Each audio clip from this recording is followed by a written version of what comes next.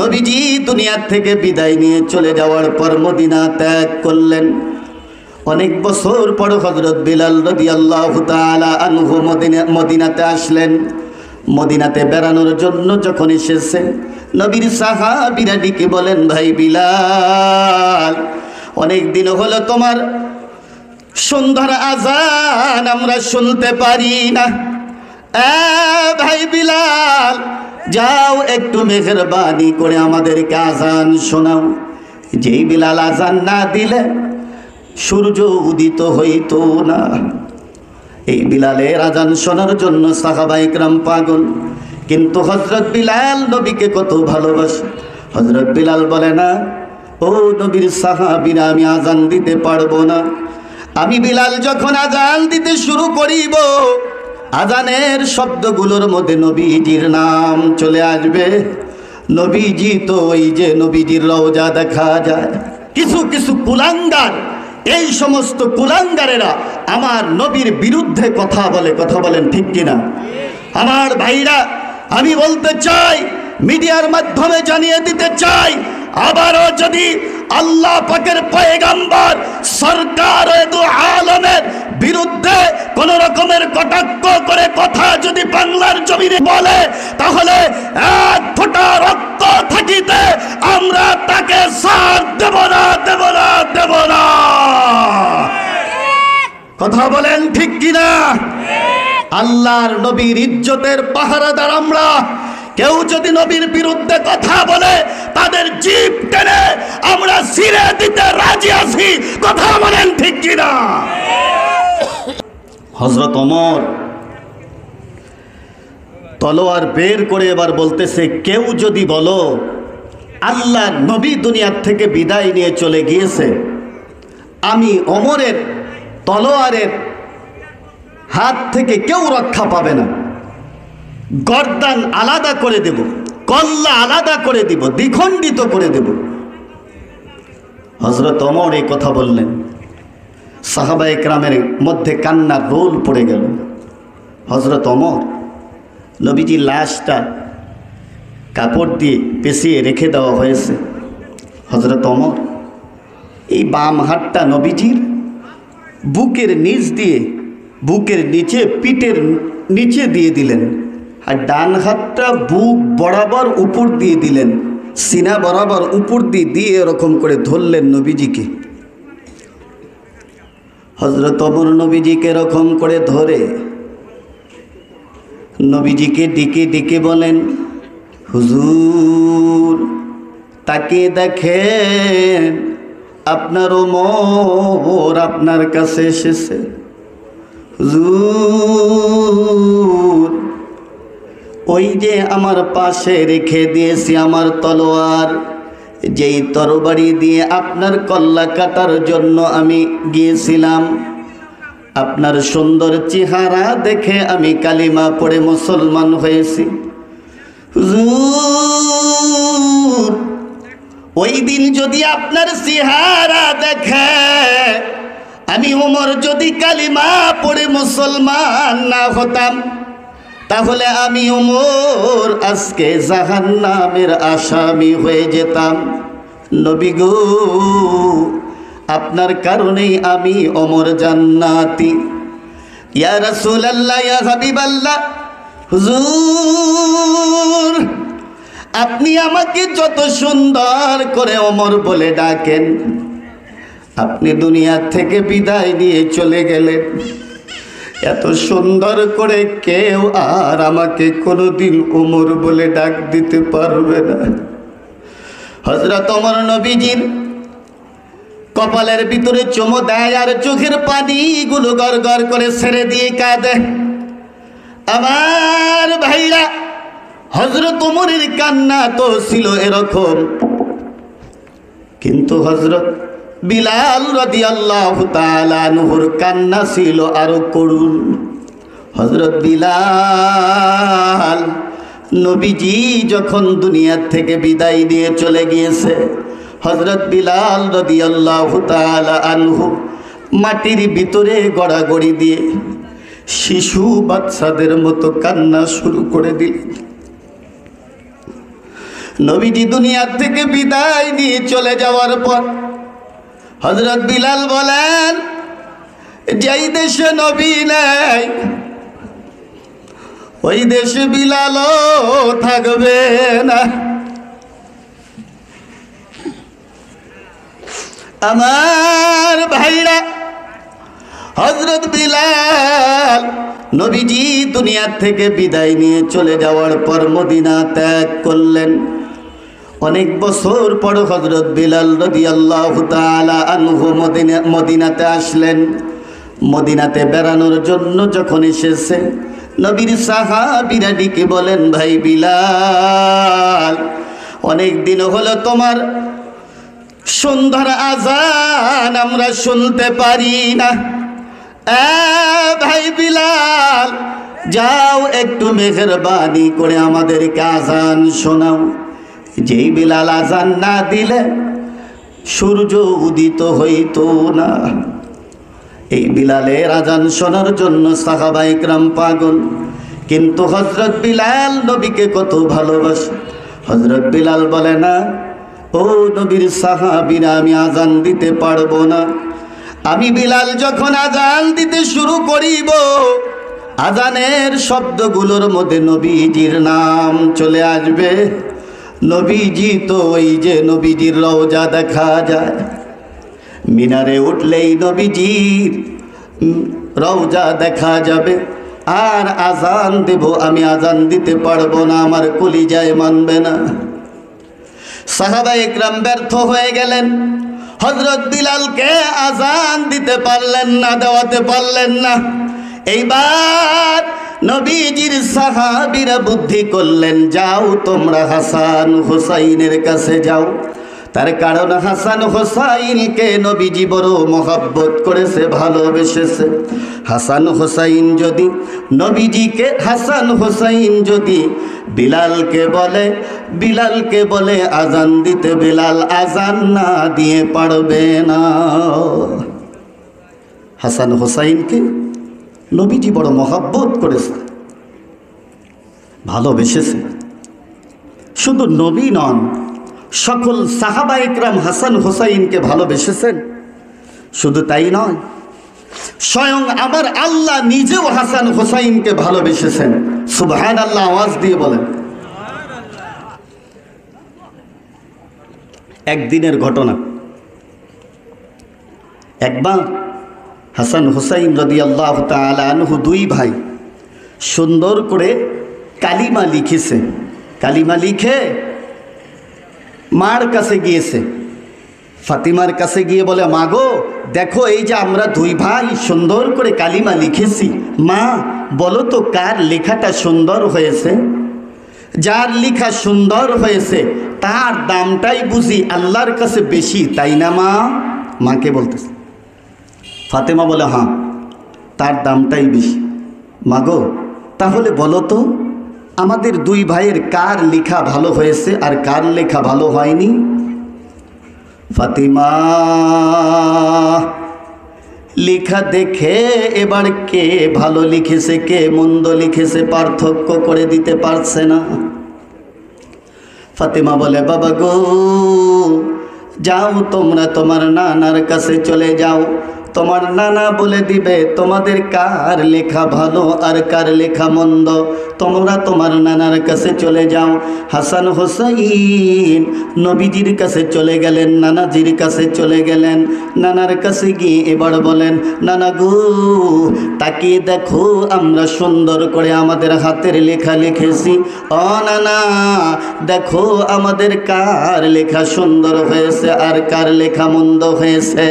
নানা গো, যার লেখা ভালো হয়নি আমার আম্মু বলেছে তার দামটা আল্লাহর কাছে বেশি নয়, যার লেখা ভালো তার দাম আল্লাহর কাছে বেশি। ও নানা, এবার বলেন কার লেখা ভালো হয়েছে? আমার নবী হাসান হুসাইনের লেখা এবার হাতের ভিতরে নিলেন। নেওয়ার পরে এবার দেখতে শুরু করলেন। দেখার পরে নবীজিও কোনো কথা বলছে না। আবার আপনার নবী ইমাম হাসান হুসাইনের লেখা লিখা দেখে নবীজিও পার্থক্য করে দিতে পারছে না। আমার ভাইরা বাবারা, এইবার দেখা যায় নবীজি এবার লেখাটা নিয়ে এবার কিংকর্তব্য বিমর হয়ে দাঁড়িয়ে আছেন, কোনো অ্যান্সার দিচ্ছেন না। এমন সময় আমার আল্লাহ ডাক দেয়, জিবরাইল রে, যা রে জিবরাইল, তাড়াতাড়ি আমার বন্ধুর কাছে যা। আমার বন্ধু হাসান আর হোসাইনের লেখাটা নিয়ে আমার বন্ধু চিন্তায় পড়ে গেছে। জিবরাইল, আমার বন্ধু বলে দিতে পারছে না কার লেখা ভালো আর কার লেখা মন্দ হয়েছে। জিবরাইল রে, তাড়াতাড়ি যা, জান্নাতের ভিতরে চলে যা, জান্নাত থেকে একটি ফল নিয়ে আমার বন্ধুর কাছে দে। জিবরাইল এবার সঙ্গে সঙ্গে চলে আসলেন, জান্নাতের ভিতর চলে গেলেন। কিতাবের ভিতরে লিখেছেন জান্নাত থেকে জান্নাতের একটি ফল, যেই ফলের নাম হলো আপেল। এই একটি আপেল নিয়ে আসলেন, আসার পরে নবীজির হাতের ভিতরে দিলেন। ইয়া রাসূলুল্লাহ, ইয়া হাবিবাল্লাহ, এই ফলটি উপর থেকে নিচে ছেড়ে দেবেন, আর নিচে ইমাম হাসান হোসাইনের লেখা নিচে রেখে উপর থেকে ছেড়ে দেবেন। যার লেখার উপরে ফলটি গিয়ে পড়বে তার লেখাটাই ভালো বলে বিবেচিত হবে। নবীর উম্মতেরা গো, আমার আপনার নবী সঙ্গে সঙ্গে ফলটা এবার হাতের ভিতরে নিলেন। নেওয়ার পরে এইবার নবীজি হাসান হোসাইনের লেখাটা এবার নিচে রেখে দিলেন। নিচে রেখে নবীজি যখন উপর থেকে সেই ফলটি নিচে ছেড়ে দিলেন, দেওয়ার সঙ্গে সঙ্গে দেখা যায় উপর থেকে ফলটি ছেড়ে দিয়েছে একটি ফল, কিন্তু এই ফলটি যখন নিচে নেমেছে ইমাম হাসান হোসাইনের লেখার উপর যখন পড়েছে, আমার ভাইরা বাবারা, ফলটি উপর থেকে পড়তেই দুটি ভাগ হয়ে যায়। এক ভাগ ইমাম হোসাইনের লেখায় পড়েছে, আরেক ভাগ ইমাম হাসানের লেখায় পড়েছে। বলেন সুবহানাল্লাহ। আমার নবী হাসান হোসাইনকে দিকে বলে, নানু ভাইরা, আসো আসো, আমার কোলে আসো। দুই নাতি ভাইদেরকে এবার বুকের ভিতরে জড়িয়ে ধরে নবী আমার বলে, নানু ভাইরা রে, তোমাদের দুনু ভাইয়ের লেখাই সমান সমান, তোমাদের দুনু ভাইয়ের লেখাই সুন্দর হয়েছে, তোমাদের দুনু ভাইয়ের লেখা সমান সমান, তোমাদের দুনু ভাইয়ের দামও আমার আল্লাহর কাছেও সমান। সুবহানাল্লাহ বলেন। এই হাসান হোসাইনের দাম তো কম না। এবার গিয়ে হযরত বিলাল রাদিয়াল্লাহু তাআলা আনহুকে ধরেছে, যান আপনি গিয়ে আজান দেন। হযরত বিলাল আজান দিচ্ছে, হঠাৎ করে হাইয়া আলাস সালাহ, হাইয়া আলাস সালাহ, হাইয়া আলাল ফালাহ। এক পর্যায়ে হযরত বিলাল রাদিয়াল্লাহু তাআলা আনহু আশহাদু আল্লা ইলাহা ইল্লাল্লাহ, আশহাদু আন্না মুহাম্মাদার রাসূলুল্লাহ, সবাই পড়ি সাল্লাল্লাহু আলাইহি ওয়াসাল্লাম। যেই মাত্র নবীজির নাম হযরত বিলাল উচ্চারণ করেছে, সঙ্গে সঙ্গে দেখা যায় হযরত বিলাল রাদিয়াল্লাহু তাআলা আনহু বেহুশ হয়ে জমিনের ভিতরে পড়ে যায়। ওইদিকে হযরত বিলালের আজান যখন শুরু হয়েছে, মদিনার নারীরা বাড়ি থেকে বের হয়েছে। রে, এ কেমন সুরের আজান রে, এটা তো দেখছি হযরত বিলালের আজান। আমার ভাইরা, মদিনার নারীরা এবার বলেন, আবার কি রসুলের জামানা শুরু হইল নাকি? রসুলের জামানা আবার শুরু হয়েছে নি? সকলেই এবার বাড়ির থেকে বের হয়ে আসতেছে। নবীর উম্মতেরা গো, ইতিমধ্যেই দেখা যায় হযরত বিলাল রাদিয়াল্লাহু তাআলা আনহু বেহুশ হয়ে পড়ে গেলেন। অনেক টাইম পর হযরত বিলাল রাদিয়াল্লাহু তাআলা আনহুর হুশ যখন ফিরে আসলো, এইবার সাহাবীরা ডেকে বলেন, কেন ভাই বিলাল বিলাল তুমি আজান দিতে গিয়ে বেহুশ হয়ে পড়ে গেলে। হযরত বিলাল বলে ভাই আমি আগেই বলেছিলাম আমি আজান দিতে পারিব না। ভাইয়া তোমরা বারবার আমাকে অনুরোধ করে এমনকি হাসান হোসাইনকে দিয়ে অনুরোধ করে আমাকে আজান দিতে চেষ্টা করিয়েছিলে, এরপরেও আমি দেখো আজান দিতে পারলাম না। তার মানে হযরত বিলাল রাদিয়াল্লাহু তাআলা আনহুর দিলের ভিতরে নবীজির মহব্বত ছিল, সাহাবায়ে কেরামদের ভিতরে নবীজির মহব্বত ছিল। নবীর উম্মতেরা গো আমার নবীকে তারা মহব্বত করেছেন, ভালোবেসেছেন। একদিন নবী আমার হযরত আবু বকর সিদ্দিক রাদিয়াল্লাহু তাআলা আনহুকে বললেন, এই আবু বকর মক্কার অবস্থা বেশি ভালো নয়। আবু বকর রে মনে হয় হিজরত করা লাগবে রে। আমার ভাইরা নবীজি যেই মাত্র বলেছে মনে হয় হিজরত করা লাগবে, মক্কার অবস্থা বেশি ভালো নয়।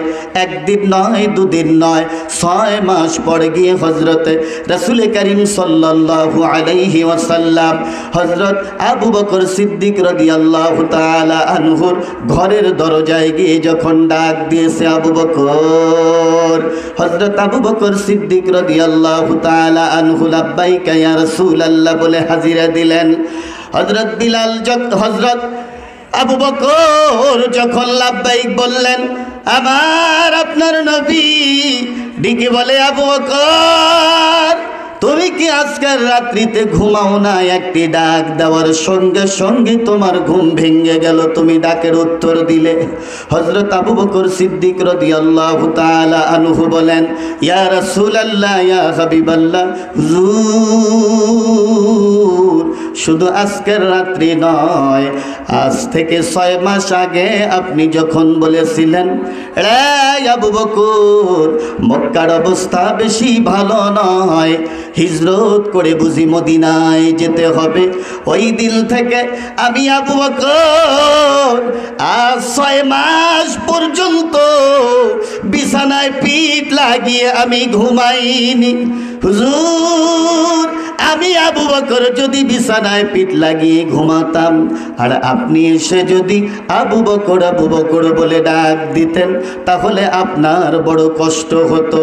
এই জন্যে আমি আবু বকর নিজে কষ্ট করে সারা রাত জেগে জেগে আমি থেকেছি, একদিন নয় দুদিন নয় 6 মাস পর্যন্ত। নবীজি আবু বকরকে নিয়ে এবার হিজরতে রওনা হলেন। আবু বকর একটি দৌড় দিয়ে নবীজির সামনে যায়, আর একটি দৌড় দিয়ে আবু বকর নবীজির পিছনে চলে আসে। আমার ভাইরা এরপরে একবার একটি দৌড় দিয়ে নবীজির ডান পার্শ্বে যায়, আর একটি দৌড় দিয়ে নবীজির বাম পার্শ্বে যায়। আমার নবীজি গায়ে আবু বকর এমনি করে কেন তুমি দৌড়াদৌড়ি করিতেছ? হযরত আবু বকর সিদ্দিক রাদিয়াল্লাহু তাআলা আনহু তখন বলেন হুজুর আমি যখন আপনার পিছনে থাকি ওই সময় মনে হয় না জানি কাফের বেঈমানেরা বুঝি সামনের দিক থেকে আক্রমণ করে আপনাকে দুনিয়ার থেকে বিদায় করে দেবে। এই জন্যে একটি দৌড় দিয়ে আমি আপনার সামনে যাই গো নবীজি। হুজুর সামনে যখন যাই তখন আমার মনে হয় পিছনের দিক থেকে আক্রমণ করে বুঝে আপনাকে কাফের বেঈমানেরা দুনিয়ার থেকে বিদায় করে দেবে। সেই জন্যে আরেকটা দৌড় আমি পিছনের দিকে দেই, এমনি করে একবার ডান দিকে যাই, আরেকবার বাম দিকে যাই, একবার পিছনে যাই, একবার সামনে যাই গো নবীজি, যেন কাফের বেঈমানেরা আপনাকে তীরের আঘাত করে দুনিয়ার থেকে বিদায় করে দিতে না পারে। আমার ভাইরা আল্লামা ইদ্রিস কান্দলবী রহমাতুল্লাহি আলাইহি লেখেন নবীজি তখন বলেন রে আবু বকর তাহলে বুঝি তোমার জানের বিনিময়ে আমাকে বাঁচিয়ে রাখতে চাও?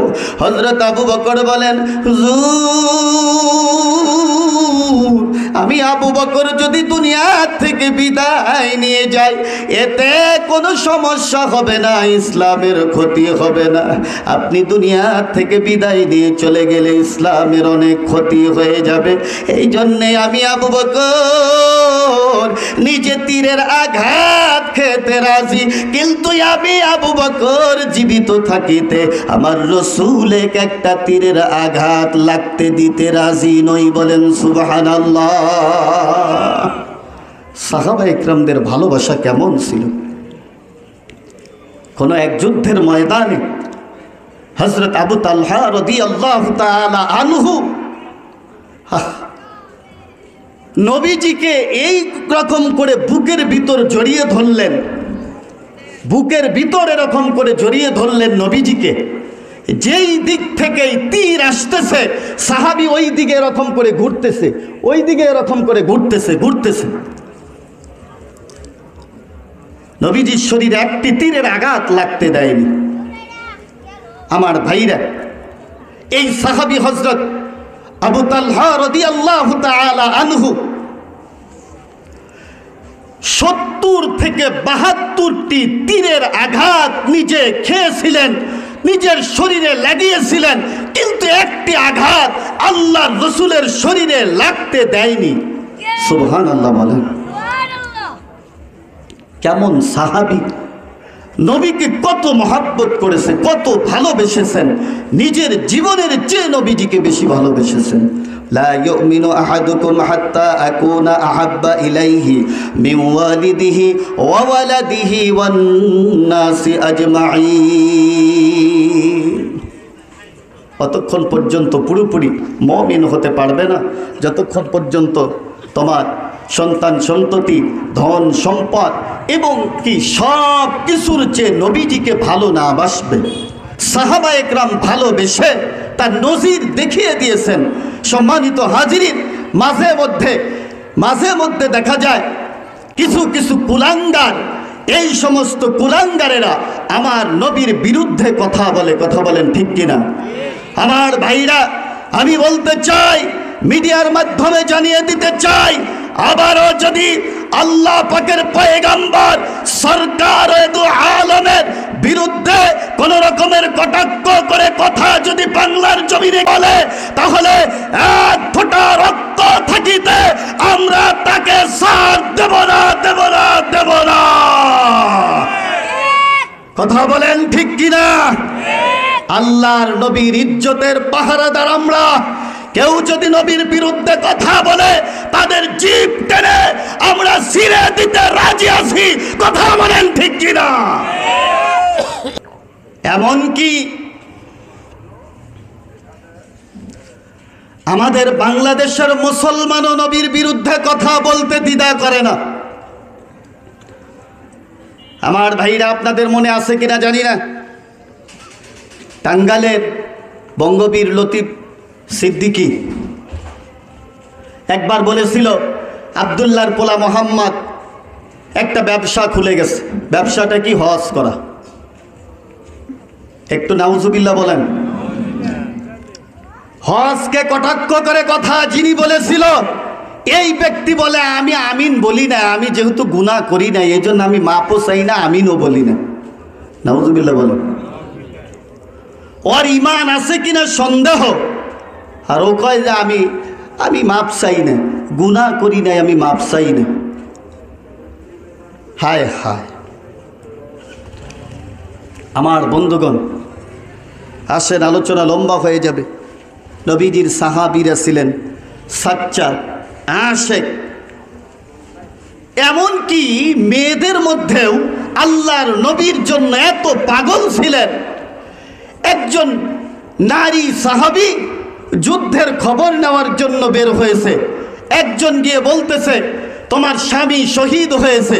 বলে শুনতে চাইনি স্বামী শহীদ হয়েছে, বলো আমার নবী কেমন আছে। সুবহানাল্লাহ বলেন। কিছু দূর যাওয়ার পর এক ব্যক্তি বলতেছে তোমার শ্বশুর শহীদ হয়েছে, তোমার বাবা শহীদ হয়েছে, তোমার সন্তান শহীদ হয়েছে। বলে শুনতে চাইনি, বলো আমার নবী কেমন আছে, আমার নবীর খবর কি, আমার নবী কেমন আছে। সুবহানাল্লাহ বলেন। নারীদের মধ্যেও কত মহব্বত, কত ভালোবাসা ছিল আল্লাহর পয়গাম্বরের জন্য। একজন নারী নবীজির কাছে 6 মাসের বাচ্চা নিয়ে হাজির। হুজুর, আপনি যুদ্ধে যাবেন, আমার এই সন্তানকে যুদ্ধে নিয়ে যান। আল্লাহর নবী সরকারে তো আলম বলে এই 6 মাসের শিশু এ কি করবে? একেই তো টানার জন্য, এর জন্যই তো আর একজন লাগবে, একে যুদ্ধে নিয়ে কি করব? এ তো কিছুই করিতে পারবে না, কিছু করতে পারবে না। একে নিয়ে যুদ্ধের ময়দানে কি হবে? মহিলা চোখের পানি ছেড়ে দিয়ে কাঁদেন আর বলেন, হুজুর আমি জানি আমার এই সন্তান যুদ্ধের ময়দানে নিয়ে কোনো কাজ আপনার হবে না, কোনো লাভ হবে না। হুজুর আমার যদি উপযুক্ত সন্তান থাকিত তাহলে আপনার সাথে আমি পাঠিয়ে দিতাম গো নবীজি। আমার এই সন্তানটি প্রথম সন্তান, এছাড়া আমার আর কোনো সন্তান নেই।